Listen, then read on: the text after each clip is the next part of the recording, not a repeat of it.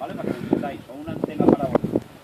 Entonces, al tener los oídos asimétricos, cuando una ratita en el campo, un conejo, en el caso de un burro real, que caza 3 veces más grande, hace ruido, se mueve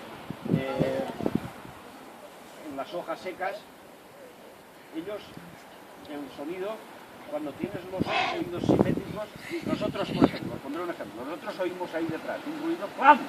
Y tenemos que volvernos para localizar de dónde ha venido el ruido. Ellos no, ellos el oído que tienen unos milímetros más adelantados, cuando oyen un sonido en el suelo o detrás, incluso, lo localizan, o sea, primero les llega el sonido al primer oído y automáticamente al segundo, y localizan de dónde está el punto exacto de donde ha venido el ruido. Con lo cual, entonces es cuando dilatas más las pupilas en el negro. Mira, ¿veis que ahora tiene los ojos? El medio de los ojos los tiene pequeñitos, ¿vale? Cuando es de noche, lo tiene casi todo el ojo lleno. Dilatan más y ven mejor. ¿Alguna pregunta tenéis? ¿Alguna duda?